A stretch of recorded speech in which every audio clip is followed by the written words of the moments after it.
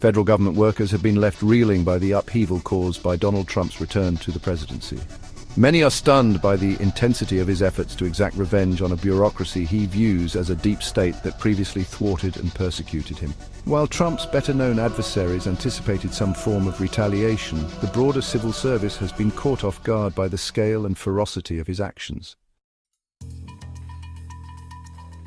Since his inauguration on January 20th, Trump has launched a revenge campaign against prominent figures who served in his first administration, but later earned his ire. Among the most notable actions, cancelling Secret Service protection, Trump revoked security details for former National Security Advisor John Bolton, ex-CIA Director and Secretary of State Mike Pompeo, and former Assistant Secretary of State Brian Hook, all of whom are on an Iranian government hit list. Targeting Anthony Fauci, the infectious diseases expert who angered Trump during the COVID-19 pandemic, has also lost his Secret Service protection despite facing death threats. Stripping security clearances. Trump removed security clearances from 51 former intelligence officials who questioned the authenticity of reports about Hunter Biden's laptop, labeling their skepticism as possible Russian disinformation. While some high-profile figures, like Fauci, were pardoned by Joe Biden to shield them from prosecution, the broader civil service has borne the brunt of Trump's vengeance. Many career officials who hoped for the best under Trump's return have been shocked by the severity of his actions. According to insiders, some senior officials resigned preemptively, but others stayed, only to face unexpected consequences. Mark Bergman, a veteran Democratic lawyer, shared insights from those still in government. The most common refrain I'm hearing is, "I knew it was going to be bad, but I didn't think it was going to be this bad." There's certainly shell shock. Trump is animated by his revenge and retribution agenda. Key actions against civil servants, mass firings at the DOJ, career officials at the Department of Justice, including lawyers involved in Jack Smith's investigation of Trump, have been summarily dismissed despite civil service protections. Purge of inspectors general. About 30 government watchdogs responsible for rooting out corruption were fired en masse without the legally required 30-day notice to Congress. This move may stem from Trump's grievance over the Inspector General who exposed his pressure on Ukraine during his first impeachment. USAID staff put on leave. Approximately 60 senior USAID officials were placed on leave after being accused of circumventing the administration's order to freeze global aid operations. Reassignments based on loyalty. Long-serving officials in the Justice Department's criminal and civil rights divisions have been reassigned to enforce the administration's immigration crackdown in sanctuary cities. The Trump administration's retribution efforts show no signs of slowing down. Recent developments suggest a more authoritarian approach, reminiscent of tactics used by regimes the US has historically opposed. Reporting on colleagues' federal workers have been warned of adverse consequences if they fail to report colleagues who resist the administration's purge of diversity, equity and inclusion (DEI) programs or attempt to sustain such initiatives through coded language. Executive Order on Weaponization. Titled Ending the Weaponization of the Federal Government, the order directs the Attorney General and Director of National Intelligence to review the activities of agencies involved in investigations of Trump after 2020. The goal is to identify targets for remedial action, which critics describe as a roadmap for retribution. Joel Hirschhorn, a veteran defense lawyer, compared Trump's actions to Nixon's infamous enemies list, but noted the current administration's approach is even more extreme.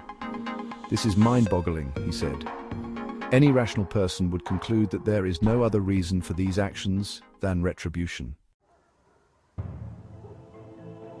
One presumed target of Trump's retribution is Jack Smith, the special prosecutor who investigated Trump's efforts to overturn the 2020 election and his handling of classified documents.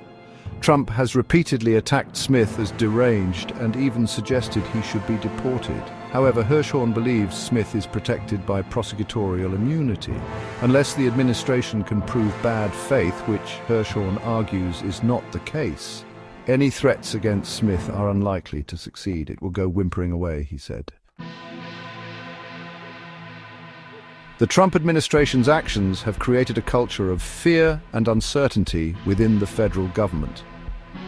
Career officials, many of whom have dedicated decades to public service, now face the prospect of being targeted for their perceived lack of loyalty or involvement in past investigations. As Bergman noted, the prevailing sentiment among those still in government is one of shock and disillusionment. They didn't think it was going to be this bad, he said.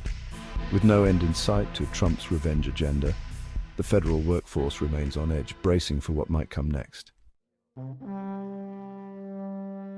Advocates argue that broad executive orders issued by President Donald Trump have negatively impacted Afghans seeking to flee to the United States after assisting its military and other groups. Experts suggest that Trump's policies on Afghan refugees could serve as an early indicator of his hardline stance on immigration. When Rukia Balki arrived in the United States in September 2023, she was welcomed by a federally funded resettlement agency that provided her with temporary housing, language lessons, basic goods, mental health support, and guidance on enrolling her 15-year-old son in a local Virginia school. Balki, a 55-year-old engineer, had worked alongside the US military during its 2-decade-long intervention in Afghanistan. However, after the US-backed government fell in 2021, it became unsafe for her to remain in Afghanistan under Taliban rule.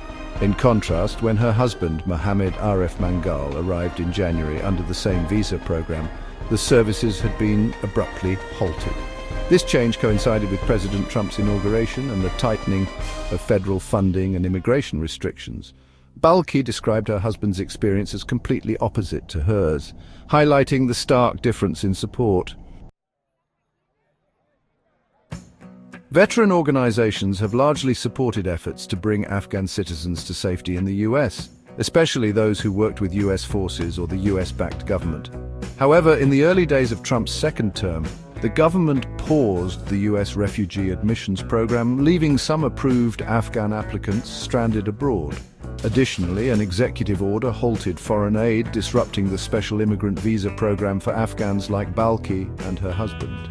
Balki expressed concern for those entering the US without the support system she received, stating, "Without help from the resettlement agency, I don't think we would have been able to survive." Critics view this issue as a test of the durability of Trump's hardline policies, particularly as their full impact becomes clear. Powers and other advocates urge the Trump administration to adopt more effective strategies, emphasizing that experts across the political spectrum agree on the need for better approaches. As Balki poignantly stated, "My request from the new government is that they not forget their commitments to Afghan allies and Afghan immigrants." Please like and subscribe.